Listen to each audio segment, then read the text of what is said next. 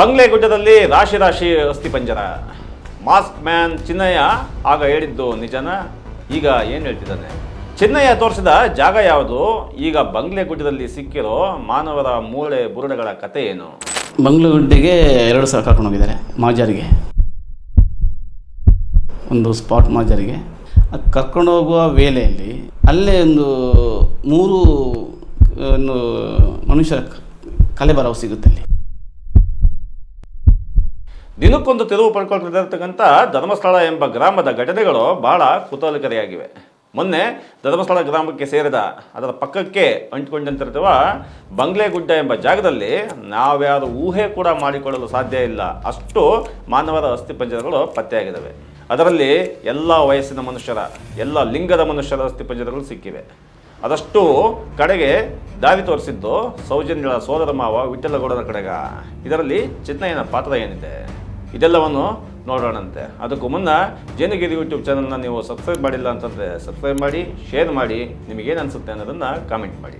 ಬಂಗ್ಲೆಗುಡ್ಡದ ಸಂಗತಿಗೆ ಹೋಗೋಕ್ಕಿಂತ ಮುಂಚೆ ಇದುವರೆಗೂ ಏನೇನಾಯಿತು ಅಂತ ಒಂದ್ಸರಿ ನೋಡೋಣಂತೆ. 2025 ಜುಲೈ 3 ಚಿನ್ನಯ್ಯ ತನ್ನ ವಕೀಲರೊಂದಿಗೆ ದಕ್ಷಿಣ ಕನ್ನಡ ಜಿಲ್ಲಾ SP ಕಚೇರಿಗೆ ಭೇಟಿ ನೀಡಿ 1995ರಿಂದ 2014 ತನಕ ಧರ್ಮಸ್ಥಳದಲ್ಲಿ ಸ್ವಚ್ಛತಾ ಕಾರ್ಮಿಕನಾಗಿ ಕೆಲಸ ಮಾಡಿದ್ದೀನಿ. ನಾನು ಲೈಂಗಿಕ ದೌರ್ಜನ್ಯ ಹಾಗೂ ಕೊಲೆಗೆ ಒಳಗಾದ ಮಹಿಳೆಯರು ಮತ್ತು ಮಕ್ಕಳ ಶವಗಳನ್ನು ನಾನೇ ಹೂತಾಕಿದ್ದೀನಿ ಅಂತ ಆರೋಪ ಮಾಡಿದ್ದ. ಅವತ್ತು ಸಂಜೆನೆ ಧರ್ಮಸ್ಥಳ ಪೊಲೀಸ್ ಠಾಣೆಯಲ್ಲಿ ದೂರು ಕೂಡ ದಾಖಲಾಯಿತು. 2025 ಜುಲೈ 4 ಚಿನ್ನಯ್ಯನ ದೂರಿನ ಆಧಾರದ ಮೇಲೆ ಧರ್ಮಸ್ಥಳ ಪೊಲೀಸ್ ಠಾಣೆಯಲ್ಲಿ FIR ದಾಖಲಾಗುತ್ತೆ. ಆತ ಒಂದು ಮಾನವನ ತಲೆಬುರುಡೆಯನ್ನು ಪೊಲೀಸರಿಗೆ ಒಪ್ಪಿಸಿದ್ದ. ಇದು ಕೊಲೆ ಪ್ರಕರಣಕ್ಕೆ ಸಂಬಂಧಿಸಿದ್ದು ಅಂತ ಕೂಡ ಹೇಳಿದ್ದ. 2025 ಜುಲೈ 19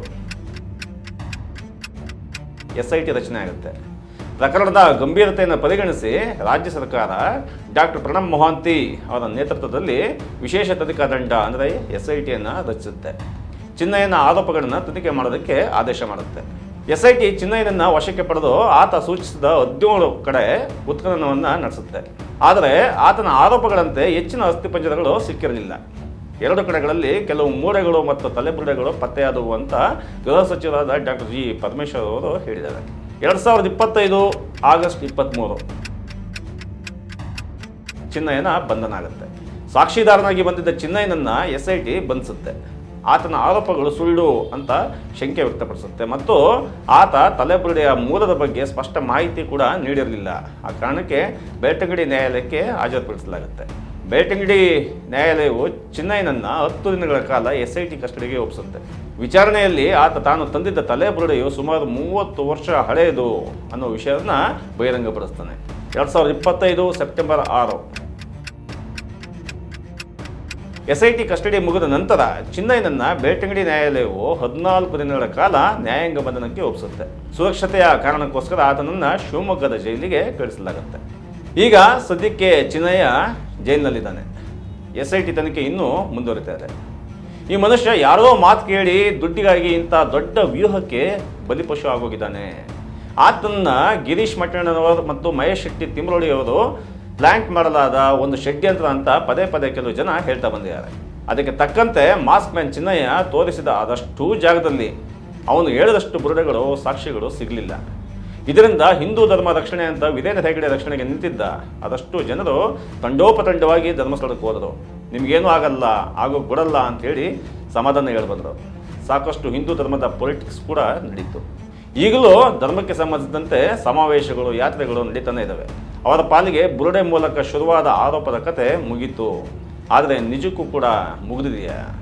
ಬಂಗ್ಲೆಗುಡ್ಡದ ರೂಪದಲ್ಲಿ ಮತ್ತೆ ಇಡೀ ಹಗರಣ ನಮ್ಮ ಮುಂದೆ ಬಂದು ನಿಂತಿದೆ. ಮಾಸ್ಕ್ ಮ್ಯಾನ್ ಚಿನ್ನಯ್ಯ ತಾನು ಹೆಣಗಳನ್ನು ಹೂತಿದ್ದೆ ಅಂತ ಹೇಳಿ ತೋರಿಸಿದ್ನಲ್ಲ ಜಾಗ, ಅಲ್ಲಿ ಏನು ಸಿಗಲೇ ಇಲ್ವಾ? ಆತ ತೋರಿಸಿದ 17 ಪಾಯಿಂಟ್ಗಳಲ್ಲಿ 2 ಪಾಯಿಂಟ್ಗಳಲ್ಲಿ ಮೂಳೆ ಮತ್ತು ಬುರುಡೆಗಳು ಸಿಕ್ಕಿದ್ದಾವೆ. ಅದನ್ನು SIT ಹೇಳಿಲ್ಲ, ಆದರೆ ಈ ರಾಜ್ಯದ ಗೃಹ ಮಂತ್ರಿ ಪರಮೇಶ್ವರ್ ಅವರೇ ಖುದ್ದು ಹೇಳಿಕೆ ನೀಡಿದ್ದಾರೆ. ಅಲ್ಲಿನ ಗ್ರಾಮಸ್ಥರು ಅಲ್ಲಿ ಕೊಲೆಗಳಾಗಿರೋದು ನಿಜ, ಚಿನ್ನಯ್ಯನ ಮಾತಲ್ಲಿ ಸತ್ಯ ಇದೆ, ಆದರೆ ಸರಿಯಾದ ಜಾಗವನ್ನು ಅವನಿಂದ ಗುರುತಿಸೋದಕ್ಕೆ ಸಾಧ್ಯ ಆಗ್ತಾ ಇಲ್ಲ ಅಂತ ಹೇಳಿಕೆ ನೀಡಿದ್ದಾರೆ. ನಿಮಗೆ ನೆನಪಿರ್ಬೋದು, ಚಿನ್ನಯ್ಯ 13ನೇ ಪಾಯಿಂಟ್ ತೋರಿಸೋದಕ್ಕೆ ಹೋದಾಗ ಮಾತಾಡ್ತಾ SIT ಅವರಿಗೆ ತಾನು ಹೆಣವನ್ನು ಮುಚ್ಚಿಟ್ಟು ಊತಿಟ್ಟು ಒಂದು ಮನೆಗೆ ಬಂದು ನೀರು ಕೇಳಿ ನಾನು ಹೂತಿಡೋಕ್ಕೆ ಬಳಸಿದ ಆಧಾರಗಳನ್ನು ತೊಳ್ಕೊಳ್ಳೋದಕ್ಕೆ ಮತ್ತು ನನ್ನ ಕೈಕಾಲು ತೊಳ್ಕೊಳ್ಳೋದಕ್ಕೆ ನೀರು ಇಸ್ಕೊಂಡಿದ್ದೆ ಅಂತ ಹೇಳಿದ್ದ. ಆಗ ಆ ಮನೆ ಯಾವುದು ತೋರಿಸು ಅಂತಂದಾಗ ಆ ಮನೆ ತೋರಿಸಿದ್ದ.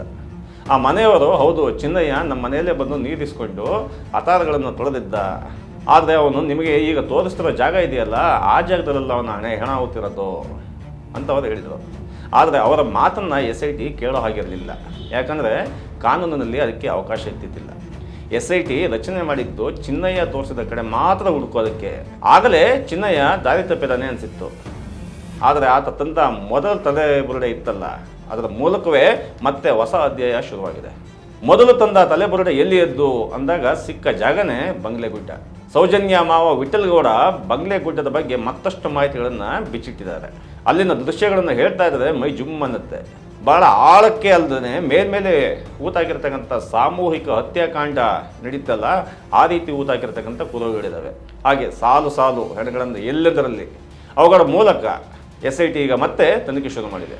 ಇನ್ನೇನು ಧರ್ಮಸ್ಥಳದ ಮೇಲಿನ ಆರೋಪ ಹೊರಿಸುವ ಕೊನೆಯ ಆಸಾಮಿ ಇದ್ನಲ್ಲ ಚಿನ್ನಯ್ಯ, ಅವನು ಸುಳ್ಳು ಹೇಳಿದಾನೆ, ಅಲ್ಲಿಗೆ ಈ ಕೇಸ್ ಮುಗದೇ ಹೋಯಿತು ಅಂದ್ಕೊಂಡಿದ್ದ ಸೌಜನ್ಯ, ಪದ್ಮಾವತಿ, ಆನೆ ಮಾವತ, ಹೀಗೆ ನೂರಾರು ಅಸಂಖ್ಯ ಕೇಸ್ಗಳು ಮುಚ್ಚೆ ಹೋಯಿತು ಅಂದ್ಕೊಂಡಿದ್ದಾಗ ಅನ್ಯಾಯಗಳಿಗೆ ಮತ್ತೆ ನ್ಯಾಯ ದೊರಕಿಸುವ ಎಲ್ಲ ಲಕ್ಷಣಗಳು ಕೂಡ ಕಾಣಿಸ್ತಾ ಇದ್ದಾವೆ.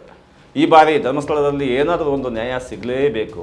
ಅದು ಜೀವ ಕಳ್ಕೊಂಡಿರ್ತಕ್ಕಂಥ ಹೆಣ್ಮಕ್ಳದಾಗಿರ್ಬೋದು, ಆಸ್ತಿಗಾಗಿ ಕೊಲೆಯಾದೋದಾಗಿರ್ಬೋದು, ಹೆಗಡೆ ಕುಟುಂಬದ ಮೇಲೆ ಇರ್ತಕ್ಕಂಥ ಆರೋಪ ಆಗಿರ್ಬೋದು, ಈ ಎಲ್ಲಕ್ಕೂ ಕೂಡ ಈ ರೀತಿ ಒಂದು ಉತ್ತರ ಸಿಗಲೇಬೇಕು. ಈಗ ಆ ಉತ್ತರ ಸಿಗಲಿಲ್ಲ ಅಂತಂದರೆ ಮತ್ತೆಂದು ಇದಕ್ಕೆ ಉತ್ತರ ಸಿಗಲ್ಲ. ಆದರೆ ಆ ಪ್ರಶ್ನೆ ನಮಗೆ ಕೊಡೋ ಪರಿಣಾಮಗಳು ಮಾತ್ರ ಭಾಳ ಭೀಕರವಾಗಿರುತ್ತೆ. ಅದಕ್ಕೆ ಅವಕಾಶ ಕೊಡದಂತೆ SIT ತನಿಖೆ ನಡೆಸುತ್ತೆ ಅನ್ನೋ ಆಶಯದೊಂದಿಗೆ ಈ ವಿಡಿಯೋ ಮುಗಿಸ್ತೀವಿ. ಧನ್ಯವಾದಗಳು.